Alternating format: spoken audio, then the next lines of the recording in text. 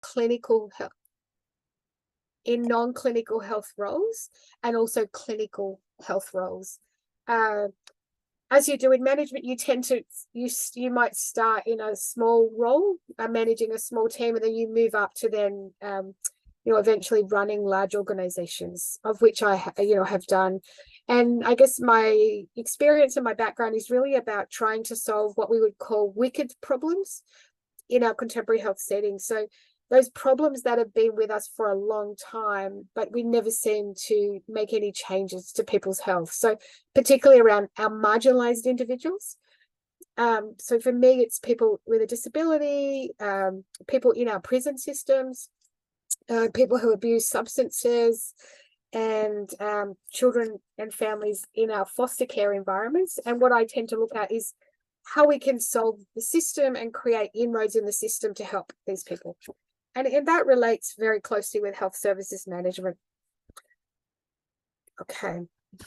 So the presentation today, really what I'm going to do is talk about what is health services management. I'm going to give you a bit of a case study. I'll talk about the potential of the sector of health services management, developments and trends in health services management, or what we tend to call HSM. So we shorten it down and take the first letter from those words. Career opportunities in that space. Then I'll talk a little bit more about the articulation degree from UEH to Western Sydney University. And of course, we'll have time for questions and discussions as well. So please bear with me as we go through this. And if you have a question while we're thinking, maybe write this down, and you can talk to me about it at the end. So really, hopefully some of you might be starting to understand what is health services management. For others, you might still be at the very beginning of not really understanding what it is, and you've heard the term. So health services management is this critical profession that is required, where we do planning, coordinating, and overseeing really the delivery of healthcare services within different healthcare organizations. And that idea about healthcare organization is quite broad. So it can be anything from working like for a government-run health service, or a community healthcare organization, a non-government organization. It could also be a private organization, like a private hospital or a public hospital. It could be something as big as, the United Nations or the World Health Organization. So the scope for health services management is quite broad. And really what it does is it brings together the management component and those management skills and foundational knowledge into a health setting, and then looks at how we can actually make changes around processes and logistics and human resources, finances, workforce planning, and bring all those together to help the overall client or the patient within the health service. It's many of these roles play a vital role in ensuring effective and efficient functioning of our healthcare systems, including our facilities, our hospitals, clinics, residential aged care facilities, or what we also now call nursing homes, and many other healthcare institutions. Their primary focus is on improving the quality around patient care, optimizing operational processes, again, managing resources, and compliance and healthcare regulation. So if you're already starting to see ticks in terms of, that might be interesting, I'm really keen to look at processes, I'm keen to work with human resources, then this might be the area that you're interested in. In terms of the profession, health services management really is a profession like many professions that has evolved over time. So they might start out as something, and then as the community needs change, the profession responds. So what the profession has done is really started to respond to that growing complexity within our healthcare systems and the need for more skilled individuals to manage the management side of health more effectively. So often in the past, we might have had, a doctor or a nurse or another clinical role, allied health person or a dentist. who was working, and then there was a management position that came up, and so they put their hand up and said, oh, I can do that. Or they might have been told, you've been here a long time, you've been giving us a lot of service, you now need to manage that operation. And really what the health services management profession has evolved into is to say, well, you need to really have more knowledge and more skills than just be a practitioner in the space, and therefore put your hand up and say, actually, I can be a manager, anyone can be a manager. And that's where we have this creation of health services management as a profession.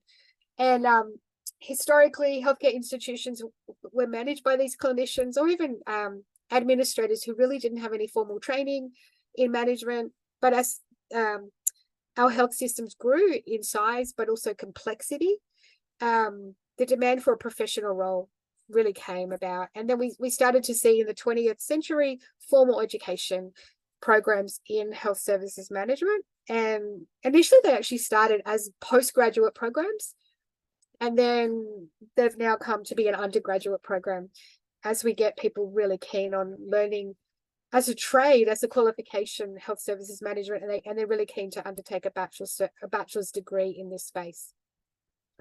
So really today, health services management is a vital component of our healthcare industry, and because they're particularly focused on overall improvement in our patient outcomes. They work typically, they need a combination of both education, knowledge, skills, and relevant experience. So there's still people involved in the sector. So sometimes you might still be a clinician or a nurse or a doctor and think, actually, I really enjoy this space, but I think I would like to make an impact in terms of management, and I'd like to go down that field. So you can be a professional and move into management, but you can also be someone who chooses to make management your profession from the very beginning. So some of the things that you obviously need are a bachelor degree, which is what we're here to talk about today, skills, and some of those skills you either will have now or hopefully you will develop some of them through your course, and obviously some of them you'll develop on the job, and they're things like leadership skills and strong leadership skills, organizational skills, so the ability to oversee teams, set objectives, coordinate services. You really need to be good at problem solving and making decisions, because often a lot about what you do is planning and controlling and making those decisions, planning strategically and where the organization should go, understanding legislation, etc. You obviously need to have a really solid knowledge of healthcare and healthcare systems, terminology, legislation. And again, all of these things are covered in your course. You should ideally be a great communicator. And again, you might not already have those good communication skills, particularly when we're talking about face-to-face, but it's something you might be interested in developing. And, you know, I've been in the industry for over 35 years, and I probably didn't start out exactly communicating the way I do now. My communication skills are developed and evolved as I got more experience of dealing with people in health, and also clients or patients, and really understanding a little bit more about what they need. And generally, you know, as when you finish your degree, you go in there and you think, well, I have all the answers and I'm going to tell you what to do.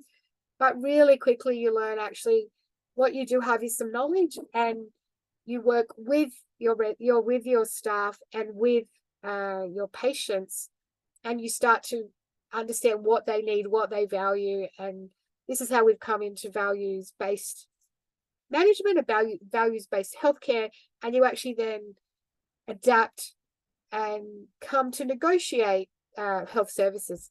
And you also need financial management skills. Again, these are taught in our courses, and that's around budgets, understanding a little bit about financial stability, and ideally you might have some experience in administrative roles. Again, our courses are designed to get you that experience with industry placements. And finally, we look at compliance. So a lot of what you do in the management sector is complying to legislation, so government legislation, but also policy. I've told you a lot there, so I'm hoping that that's not too much, but ideally that's given you a bit of an overview. So let's move through. in terms of the case study, I thought we'd just look at, we've got this aging population, not just in Australia, but worldwide. So, our population is aging. We know that by 2030, 1 in 6 people are going to be globally aged over 60 years of age. That's, at the moment, we have 1.4 billion people in 2020 who are aged over, who are aging. So that number is going to jump dramatically.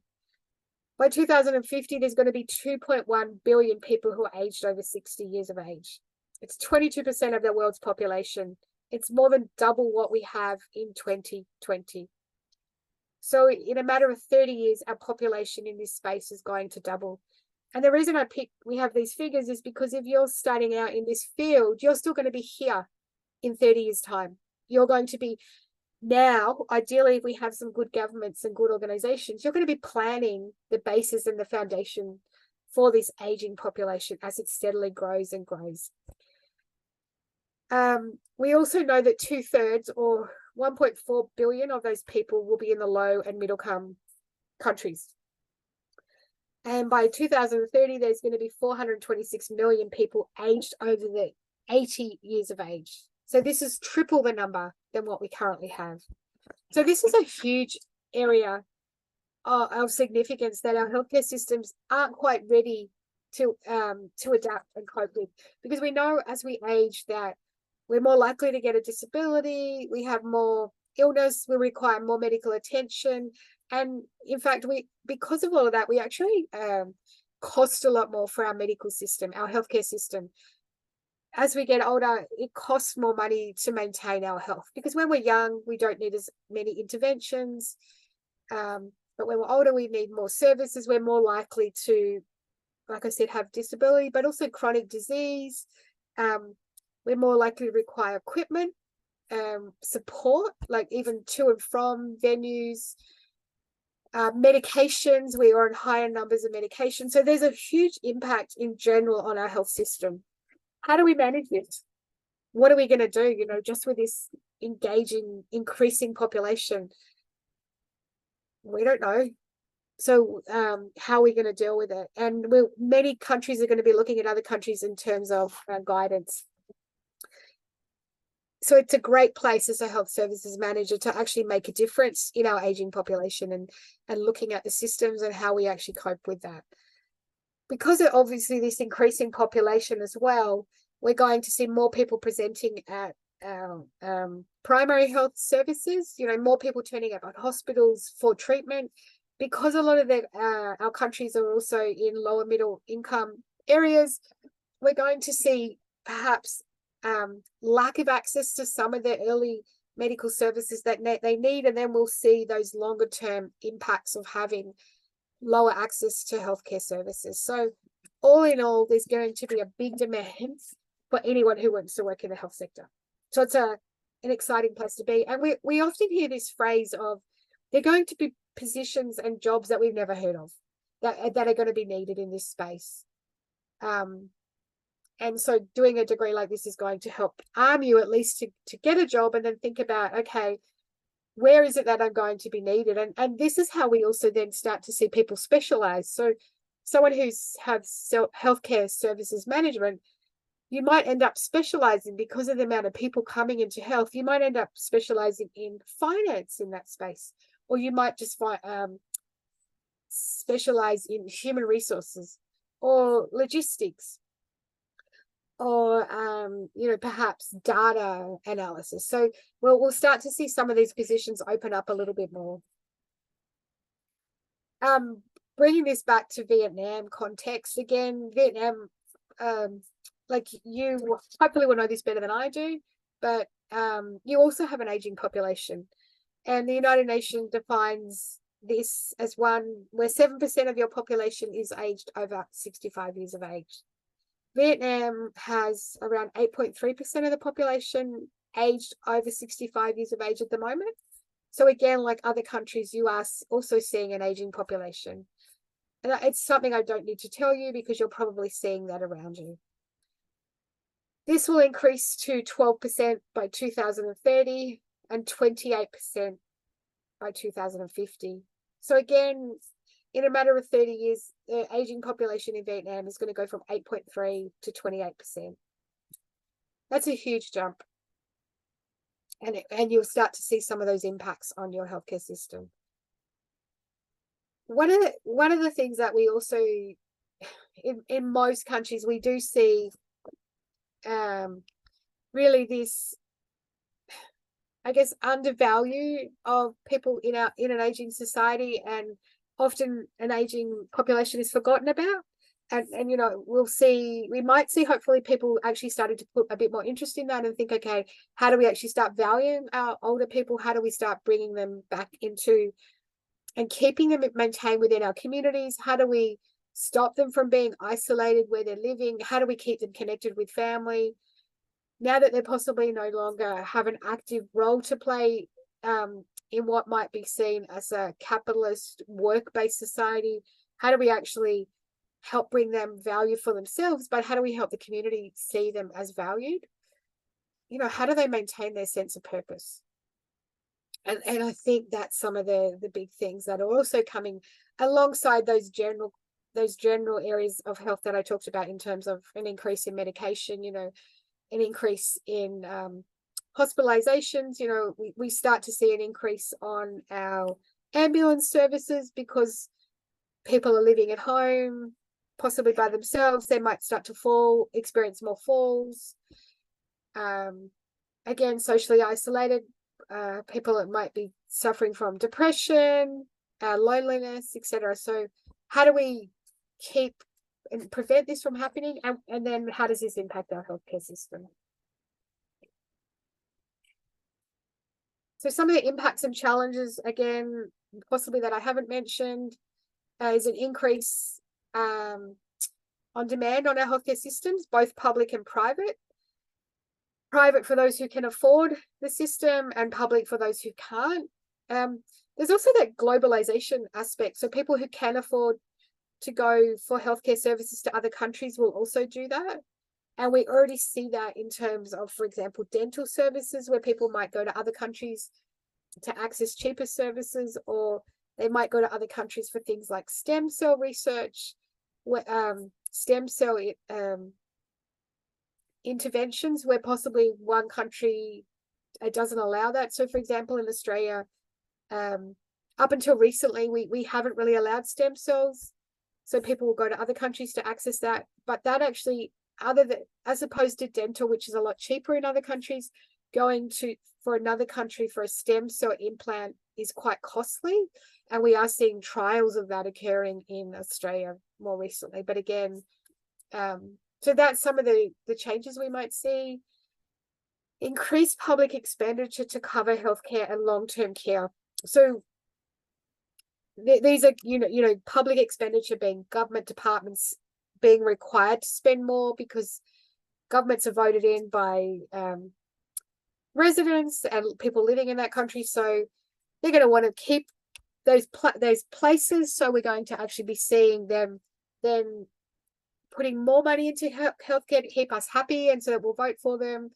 But again, we will hopefully see a long-term commitment, and that means, you know, not just commitment in terms of immediate healthcare, but actually preventing our health. So preventing people from suffering some of the illnesses that we might get in as we age, and trying to prevent those and keep us as healthy as we can. So some of this we might also see, for example, in healthy aging. So instead of letting just people get older and therefore they're requiring more medicines and more equipment, we might ideally see, and I'd love this if it did occur, an interest in healthy aging. So keeping people healthy longer. And we're seeing this even in particularly countries like France. So we've seen this in Australia, but the reason I bring up France is because we're seeing the pension age, so the retirement age for people increasing. And in France have been protesting about that in the last couple of months. So this again is one of those changes that we're seeing, because people are living longer and living healthier. Then our governments are saying, well, actually, we don't need to support you as early as we did. You need to keep working again a bit longer to support our overall country, and therefore giving back in taxes to help those people who are getting a little bit older. And with this, we'll actually see, ideally, we might see more investment in things like our residential aged care or our nursing home care services, because as people get older, then we're going to need more accommodation options, more accommodation support frameworks, and probably different frameworks to support them in those communities than the traditional aged care residential, where somebody might go with high medical needs. And again, here I've mentioned older people are disproportionately heavy users of health services. So, they use our health services in greater number than any other population. So, potential of health services management in Vietnam. I understand that Vietnam has a universal healthcare system with an emphasis on primary healthcare, so very similar to Australia. You also have that increasing aging population, with 28% being over the age of 65 years by 2050. And look, some of those people might even be in the class right now. Like other countries, you're seeing an increasing rates of chronic disease. So we're seeing increasing rates of diabetes, cardiovascular conditions, etc., which all require interventions. You have many hard to reach regions that don't have access to primary healthcare services that are immediately on the doorstep, so that then those people will require transport. And then there's that dilemma: do we have outreach services to those people, or do we bring those people in permanently into the regions where the health services are, or do we actually then duplicate some of those services in those regions and then share some of those limited funding dollars? So in terms of health sector, the workforce in terms of health took a real punch, if you like. It took a real hit in COVID. There were a lot of COVID. The biggest issue, one of the big issues we saw with COVID was in terms of the workforce. We saw an increased need for health staff, and they were really, really, really put under the pump. They needed there's a lot of services needed. They worked longer hours with shorter pay, and they weren't getting the breaks. For example, people were being asked to do extra shifts, and that's continued. I'm assuming in Vietnam it's been similar to Australia. We've seen a lot of people leaving the health sector as well, because they were just so drained and so overworked in that period that they could no longer maintain service. So that's created a bigger gap. So we need a lot more people graduating from courses to fill that gap. So not only do we have an aging population where we're going to need more workforce in health, we actually saw a mass exit of staff. So we're almost trying to double up in terms of our health sector and meet that increasing demand. Health services management has a major role to play in this, in terms of better planning. So, being able to plan for future pandemics and future issues that we might see, and therefore understand where those peaks and of demand for service are, and where the troughs might be, and how do we actually manage those? How do we deliver the service to this increasing aging population? How do we train workforce? Do we need to change the way we train them? Do we need to train, it could be as simple as, do we need to bring in more digital training, digital health training? Do we need to bring in more like simulations? Do we need to train people quicker? One of the big outcomes that I think is really interesting in Australia, we saw, particularly with our medical practitioners, we now get them quicker into the health settings with patients, and they do less university-based exams, and they're actually now being implementing a lot more exams that are on the job. So instead of sitting in a multiple choice or a written exam for 3 hours, the student is actually assessed based on their competency in the workforce with a real patient. And that sounds really simple, and we've seen that in many other professions for years. So nursing have been doing that for a long time, and so have our allied health practitioners. But because of COVID and the need to get doctors and more health staff into the sector, most of our medical courses in Australia actually changed the way they deliver their training. So that's one example of health services managers thinking, okay, can we do this better and more efficiently to meet these increasing and changing demands? Some of the main areas of focus for Vietnam are going to be around financing. How do we finance this sector? Is it all going to come from public money? Do we need some from private funding? And how do we do this? How do we then share those funds? How do we cost services? How much of the burden goes back to the actual patient? How much does the system bear? What does our workforce look like? What numbers of people do we need? What sort of training should they have? How long should that training be? Are there new jobs that need to be created?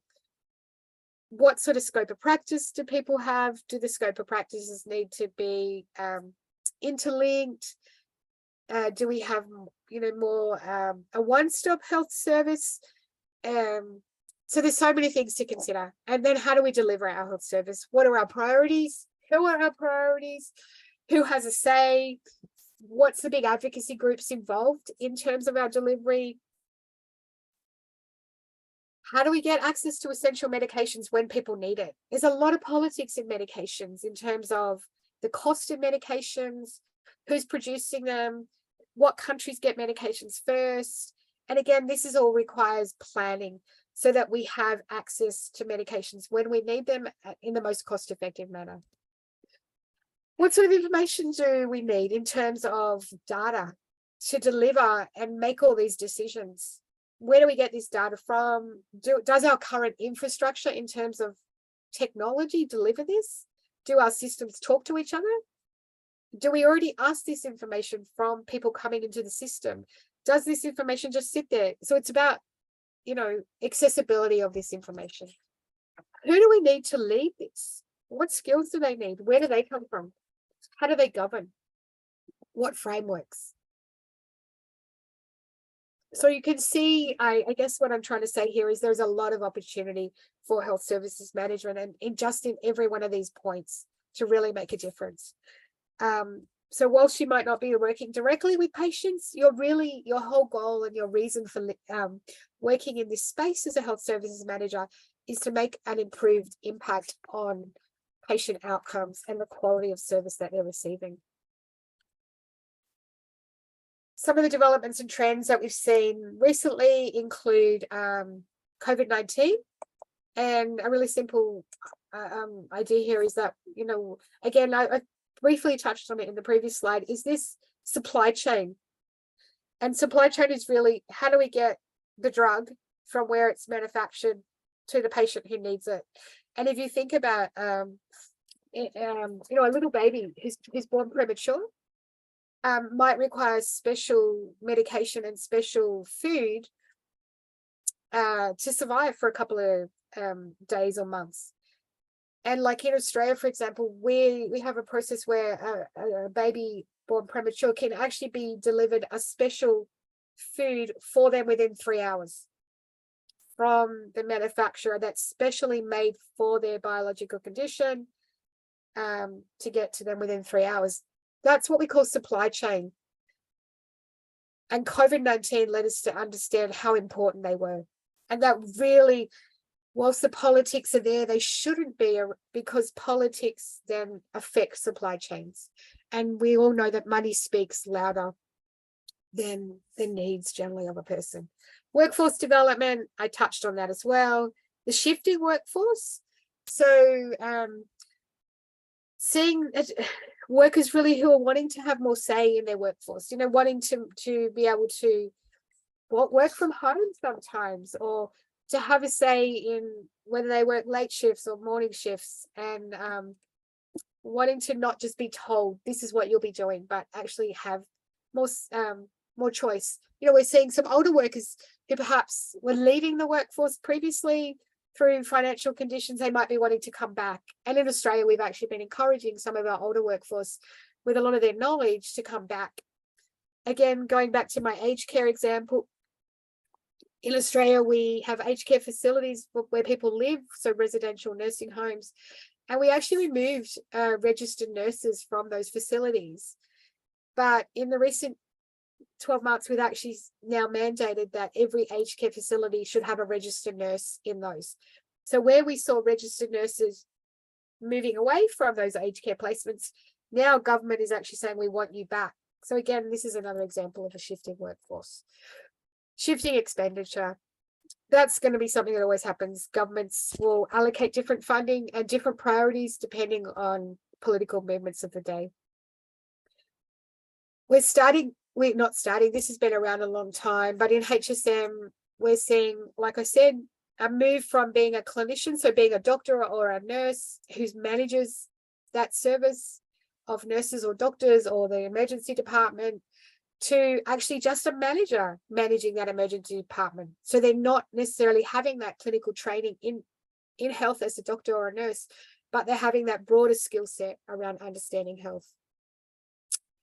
An increase in salary for health services management, and we're seeing this strong identity of health services manager, and that's true down as well to our professional bodies who are being created in this space.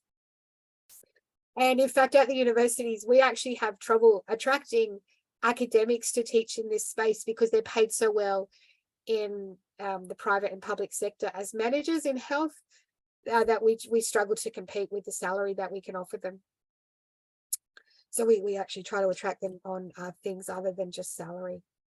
And again, a broader skill set. So we're seeing where we once might have had to be quite specific in our area of knowledge, that we're being asked as health services managers to have this really broad skill set. So understanding health, but understanding business. And now we're starting to see cultural competency come through as a main criteria, and digital competencies, understanding how to use digital technology, computing and other devices. So career opportunities in health services management, I haven't yet emphasized this enough, are high, huge. Hospitals, so public hospitals, private hospitals, and other associated clinics, including, like drug and alcohol clinics, rehabilitation clinics, falls clinics, podiatry clinics, psychology clinics. I can go on and on and on here, but they're just some examples.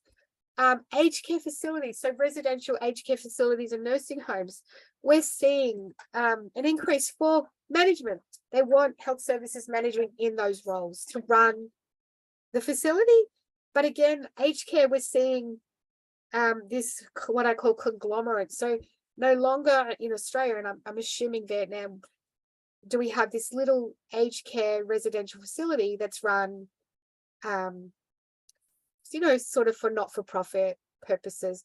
We now see this huge agency, and I'm not sure if you have this in Vietnam, but organizations like Bupa that might run, 200-300 aged care facilities.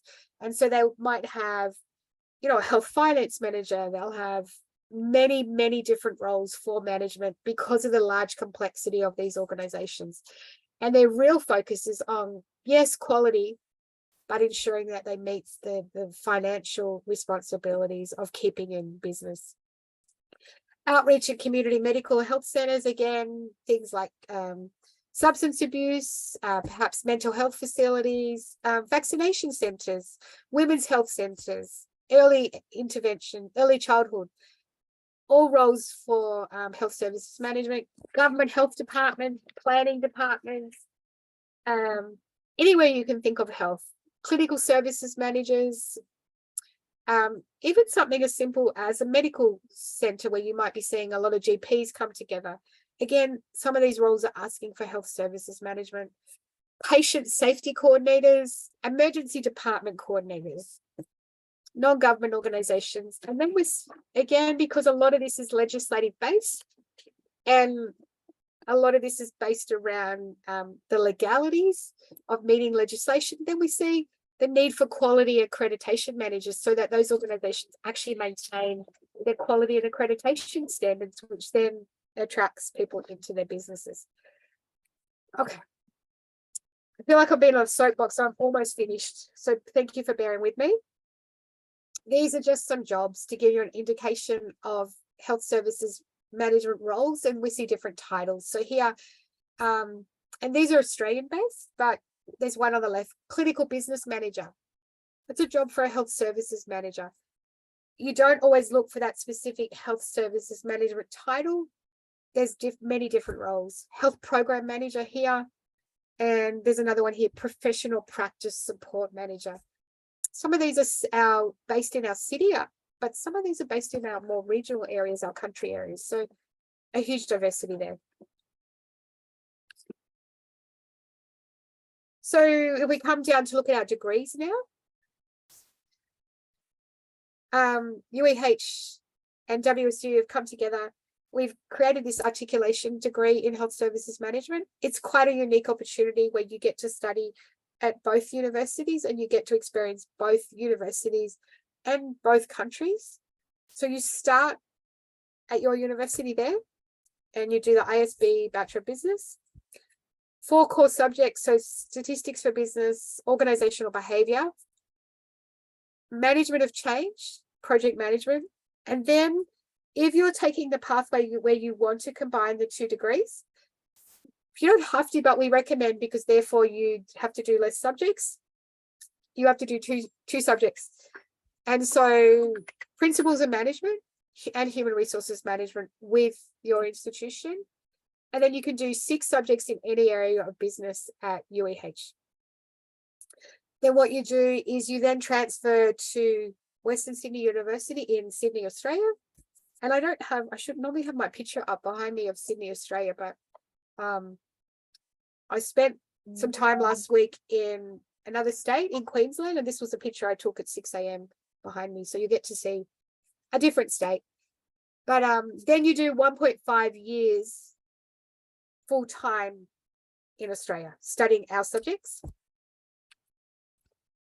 And the subjects that you study are here. So our program is actually accredited by the professional body in Australia, which is called the Australasian College of Health Services Management. So you actually get recognition for doing that degree with an accredited body. And on graduation, you can join that association, and they do a lot of training and networking as well. And they even help graduates with mentoring, and you can join them as a student. They do mentoring, and they run a lot of training sessions and webinars to on information in the sector, but also networking. So to do the course, you need to at your end, you get those units I talked about. That gives you 120 credit points with us. So we tick you off as having done that many subjects, but you need to have an English language requirement of 6.5 in the IELTS score, or a minimum of 6 in every band. You then do the following subjects. So population, health and society, which is based around social determinants of health. Culture, diversity and health, which is really learning about diversity, whether it be disability, culture, gender, and what that means in a health setting. We look specifically at health administration and management and set the context for the profession. We run a subject called professional competencies in health, which is really about teaching you referencing skills, communication skills, what we call these broad competencies that are needed for health, but also help you through your degree or the remainder of your degree. Communication in health. We do that through a lot of case studies and look at how people communicate differently and how different styles of communication actually are relevant when working with patients in health, but also with staff. You know, how do you get your message? How do you motivate staff? Psychology in health, which is an introduction to psychology for health. So it's a little bit more positive-based psychology as opposed to what I would call deficit-based psychology. Then we look at human development and disease across the lifespan, which is really looking at individuals from naught all the way up to death. And we specifically look at the particular diseases that you're likely to encounter across your lifespan and the prognosis for those diseases. Then we look at evidence. So applying evidence in a health setting. How do we get data, real evidence-based research, and actually use it in our practice.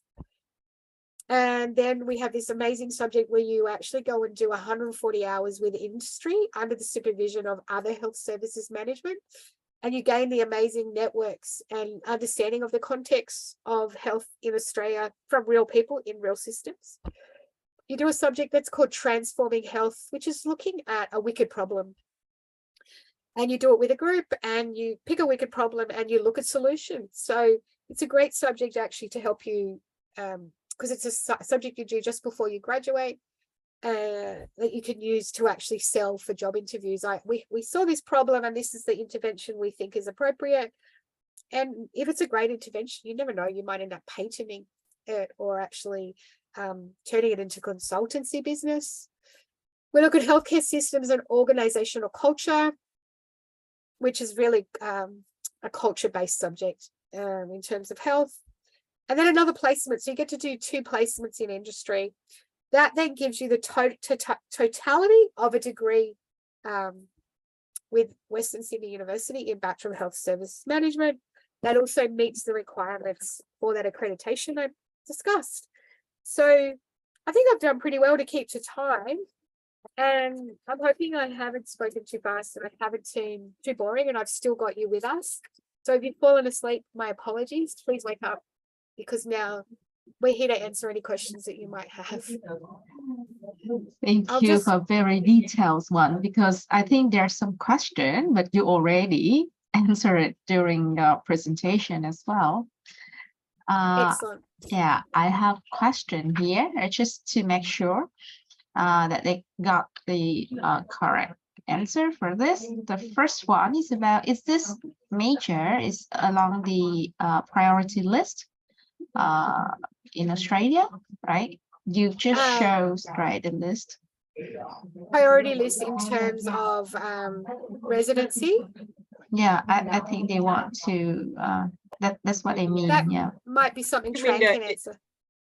Yeah, I think they mean the extended post-study work visa. Yes, our Bachelor of Health Science is in the list for extended post-study work visa. That means the student who finish Bachelor of Health Science with at least 2 years in duration.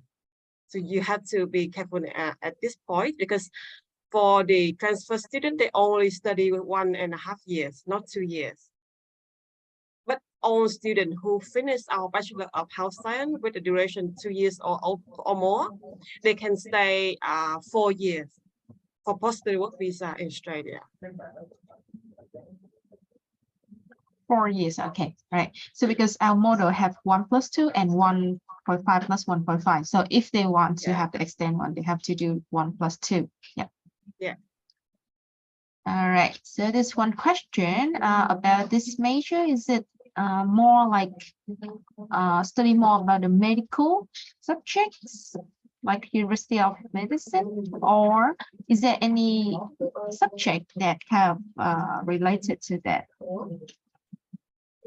No, so this degree, I guess, isn't necessarily medical focused. But if you're thinking that you might study this degree because you want to study medicine, this degree does help you get up your grade point average to be able to apply to medicine. But no, this degree it gives you the base health knowledge, particularly around social determinants of health, culture, communication, but it's more focused on dealing with people, but not in a science.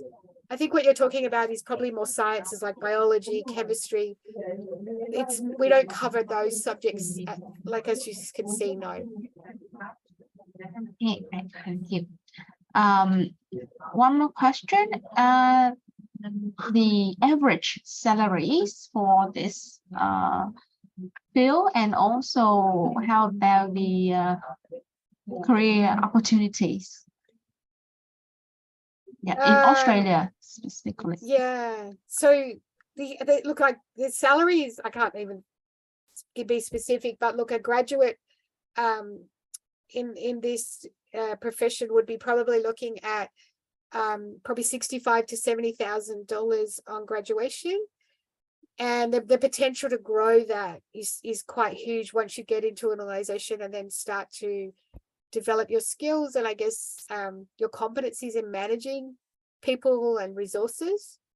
So it's on par with other graduate jobs, I guess is the best way to say that. And there was another part to that question. It says about the opportunity to find job in Australia.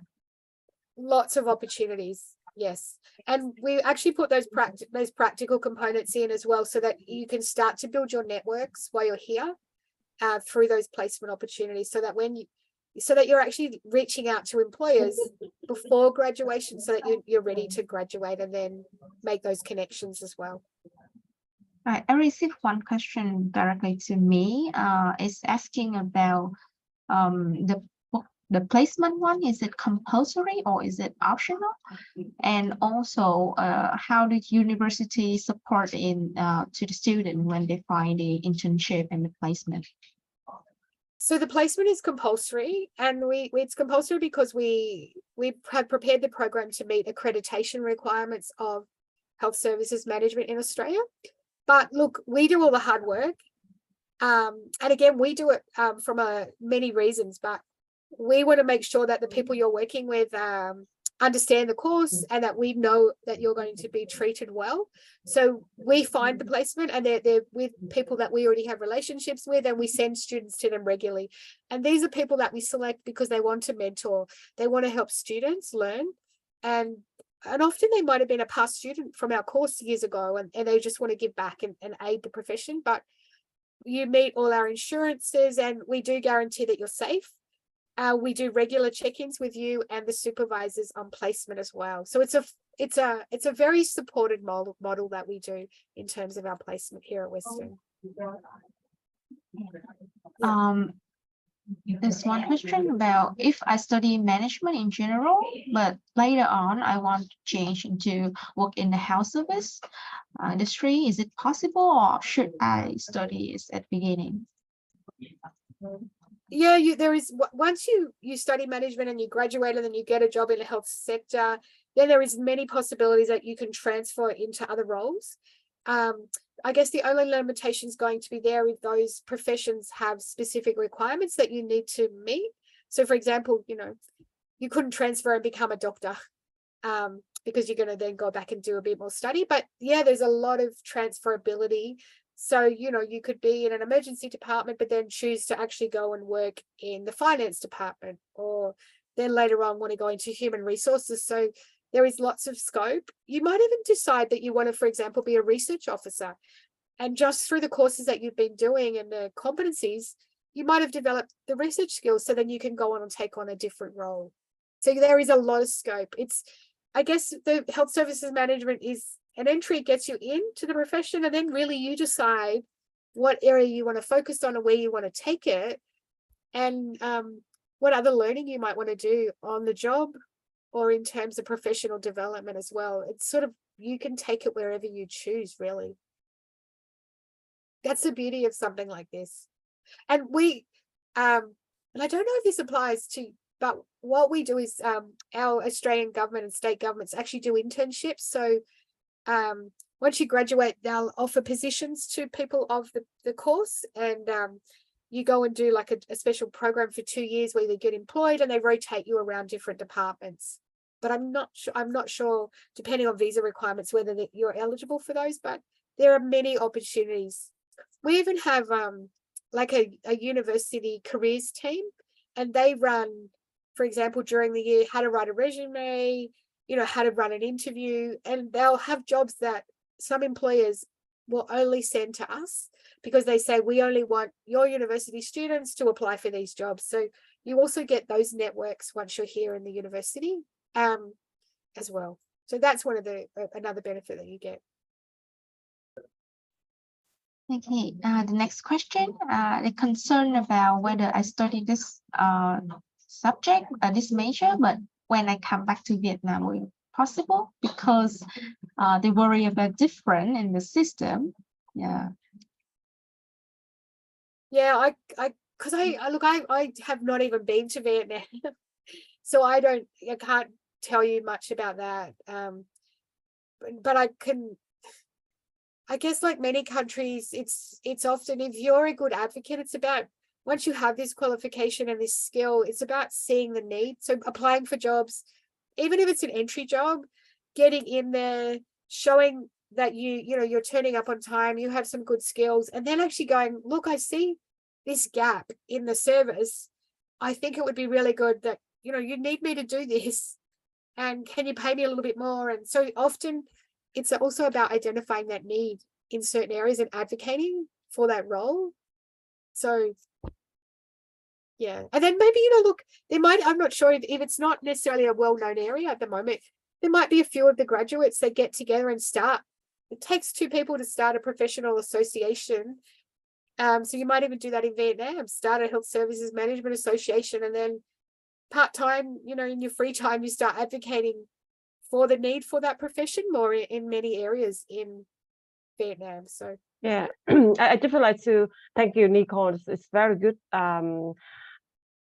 answer that you have for this question, because that's a real like worriness for the student, because sometimes when they start studying this program, they think about staying in Australia to work after graduation, but after a few years they have like a very good opportunity in Vietnam or other countries, and they would like to pick that opportunities. But like the concept said, we don't just teach the student how to work toward the health system in Australia, but we have many like basic information about health, about people, about like seeing the needs, right?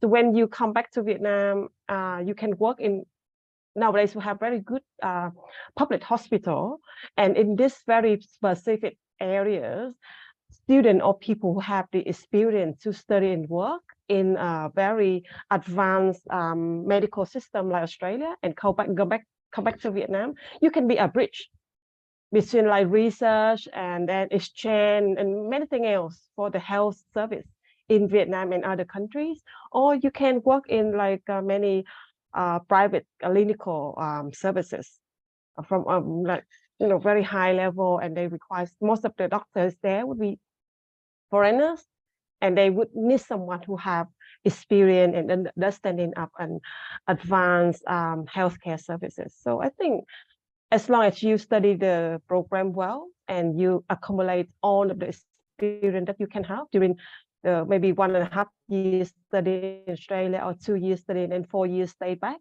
and then you come back to Vietnam, or you go everywhere, you can find a good opportunity, because yes, the needs for health services for this area is just going up, not decrease.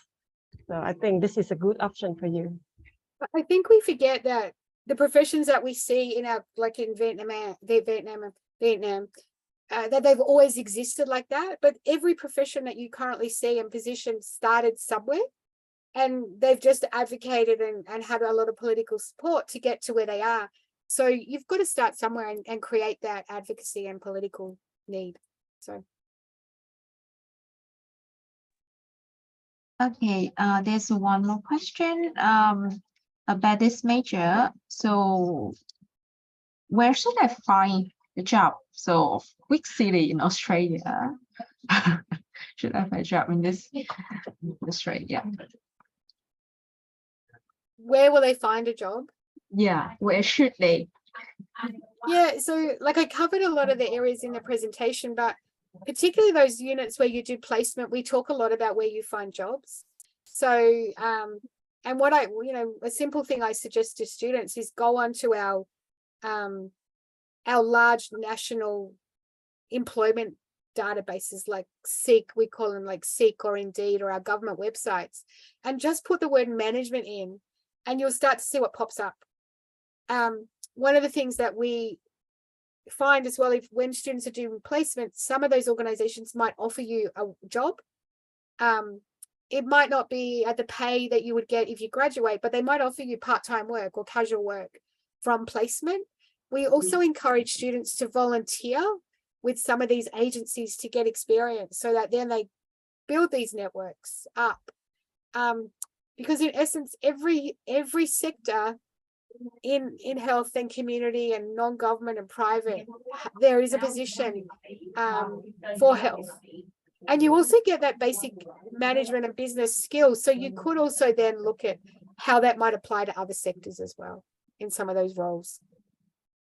like, you know, local council, for example, as well. So it's the same. So it's the same as a job in Vietnam, really, but in Australia. Okay. So next question I will ask chị Trang or chị Nguyên to help answering this. Câu hỏi này là về học phí, cho nên là chắc em nhờ chị Trang hoặc là chị Nguyên trả lời giúp học phí ngành này so với các ngành bên business thì như thế nào? Yeah, compare the tuition fee. So the tuition fee for business, that would be 30,000 per year. And the tuition fee for the health science, that would be around 23,000 per year. So it's not a big difference. Right. Next one is about whether this have a laboratory or any service. I'm not sure about service what they mean, but I think maybe support for health science students, especially for health science students. Is there specialized support? Yeah, and also the laboratory. I'm not sure. Yeah, they're asking about the laboratory one. Level 3 subjects? The lab for Yeah. student, like for nursing student, we have CPU. How about health science? Will the student have like special facilities for them to practice while studying? I guess so. So on our campus, we have, we don't really have a management lab, but we have lots of places for students to meet, you know, lots of areas where students can mingle, like our libraries.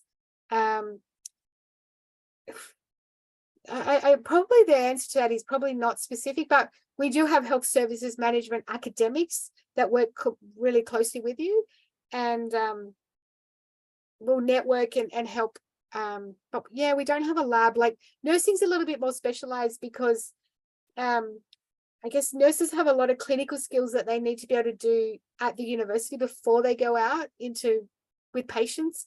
But because in health services management, you can make a little bit more mistakes when you're on placement. So we're probably not as critical in terms of that lab space. But we have a lot of support and resources academically to help you through the course. But yeah, I hope that helps.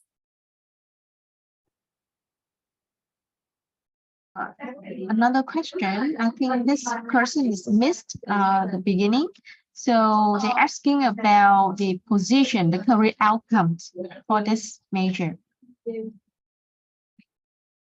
Yeah, so you are prepared for a job in health services management, and you get an understanding of health, the basic health concepts of health in general, so social determinants of health, communication skills.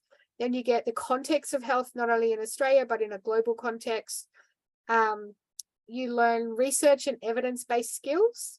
You learn some analytical skills, so a bit of data analysis, statistics, and then being able to apply these in different settings. Chị Thủy ơi, I think the question is around the internship. Like if they were to apply for like an internship position to start with, then which kind of position that they should start to apply, like not like a career outcome.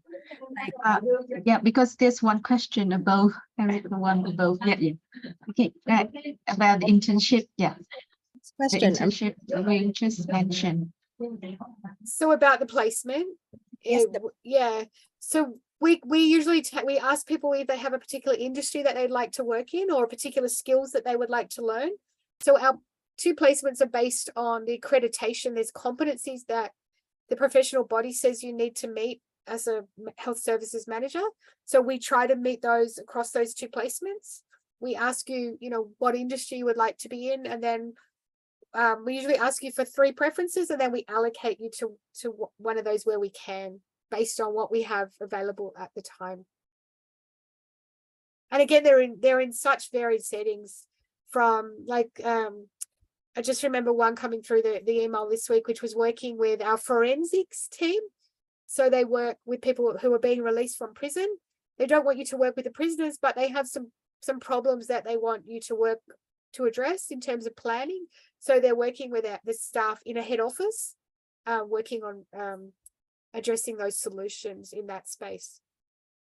So they're very varied. One more question asking whether there's any Vietnamese student who's studying this major in Australia. Yep, Nico first. Could you please just share some impression about like Vietnamese student in your class, for example? Why I'm searching for the statistics, because we do have that statistics. Okay, I was going to say, look, to be honest, I don't know, because Australia is a very multicultural country, and Yeah. we have a lot of Australians who are from Vietnam, and so I don't tend to, unless I went and looked at data, which is what Trang's going to do now. I might have a lot of students, but I don't know. I look when and Yeah, again, I eat a lot of Vietnamese. I eat a lot of Vietnamese food. It's one of my favorite things. So I often will go out to Vietnamese restaurants, but I don't know if those, you know, they're local people from Vietnam. Couldn't tell you how many people are actually international people living in Vietnam just coming to study. Yeah, because we can't tell if they are they look Vietnamese, but we can't tell they are local, international. So that's the great thing about. Yeah, we. No, sorry. Yeah, I just want to say that we know like an estimate number of Vietnamese students to Western Sydney in general. But do you are you able to locate like a certain number, like figure of health science students, Jang? Do you have like? Yeah. Okay. Then yeah, maybe wait for Jang to locate it. But currently we have under 1,000 Vietnamese students for all the majors, be it all programs and all international students. Yeah, and those are like amongst more than 170 nationalities. Yeah. And very good thing I love about Western Sydney is that we have a Vietnamese Student Association on campus, and it was created by one of our ISP students. She studied there in about 2019, and then she created the association, and that's really active.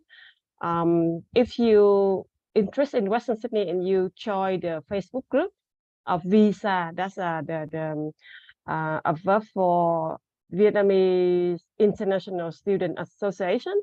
And you can see that they have like weekly activities, really nice activities, such as amazing race to discover many different campuses across Western Sydney, or they have like the career event where they invite very successful Vietnamese students who study at Western Sydney and then got a good job there.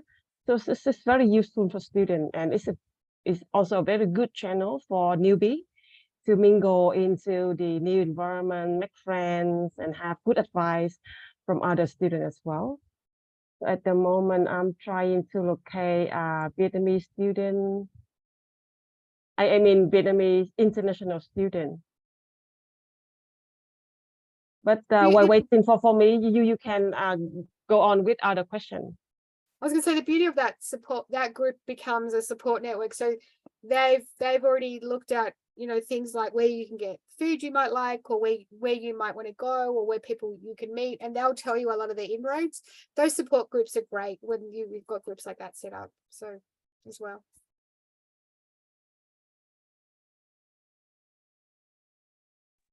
Okay, I think there's one question about the Facebook group. I think they mean the Facebook group for Visa group. For Visa. Yeah, that's one. which I just mentioned. Right. If you have any question, just drop in the chat box and we can help you with that. And I also sent a couple of feedback form link for today's session in the chat box. If you have any question or any concern that you want to send to the program, then just drop in the feedback form. And also, we're going to record your participation for today's session as well. Okay.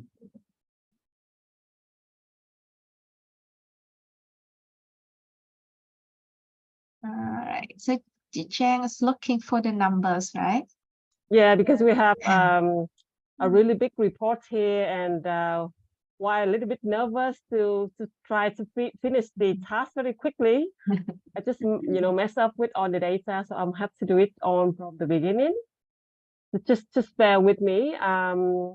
In the meantime, do you have any other question about like activities that we have for students to like help the student who have just transferred from Vietnam campus to Australia campus, for example? There's one question I received that which campus would I study for health science management? So health science is actually at Campbelltown campus, which is in our campuses. They're all fairly close anyway. Look, you can probably get from one campus to the other within about 30 minutes, depending on. So if you come and you end up studying at Campbelltown, you might not necessarily want to live at Campbelltown. You might choose to live somewhere else because they're very close through our public transport system. But yeah, it's Campbelltown. That's our health campus. So you can use the resources on any campus. So if you choose to live at Parramatta, for example, you can go and use the libraries and everything else at the campus and then just go to your classes at Campbelltown. And I just got the number now with me. So only in 2023, just this year, we have 28 Vietnamese students who start Bachelor of Health Science, only Bachelor of Health Science. So it's quite like a good number, but not that many. You can still find some friends, Vietnamese friends in your class, but it's not like half of the class of Vietnamese students. So, very good balance. Yeah, that's quite a few. So, and you would meet those students because a couple of those subjects that I mentioned are in that first year. So you would meet those students in those courses and all through the association and then make those links. Plus meet many locals as well. Yeah, and I see that there is one question about a group chat.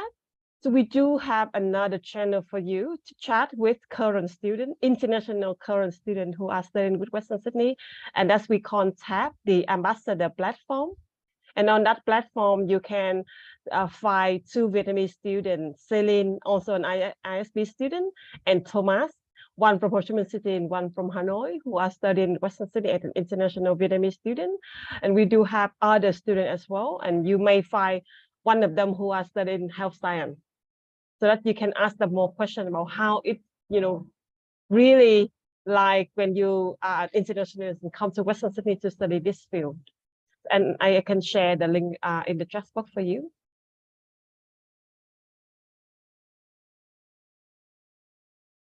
I just want to check, Nicole just mentioned is the Campbelltown campus, right? Campbelltown, yeah. Yeah, let me send the link. So yeah, this campus is correct, right? All right, we're coming to the end of the session today. So I think many information was provided by our speaker. And if you have any other questions, just drop in the chat box. And also we record today's session and we can share to our students who cannot participate in today's session, or the one who want to watch it again to check again on the information that Nicole just shared. Yeah. I have just also shared the link for the chat box with the current ambassador. When you click on the link, you can see a small chat box pop up, and you click there and you can choose whoever student that you want to talk to. All right, so I think we can wrap up today's session here, and thank you so much for joining with us today, sharing a lot of information about new major for global pathway student, and I hope to see you all in the upcoming events. Thank you, everyone. Thank you, team. Thanks, Nicole. Thank you everyone for coming, and I look forward to maybe seeing some of you. Thank you. Bye. Bye-bye. Okay, thank you. Goodbye.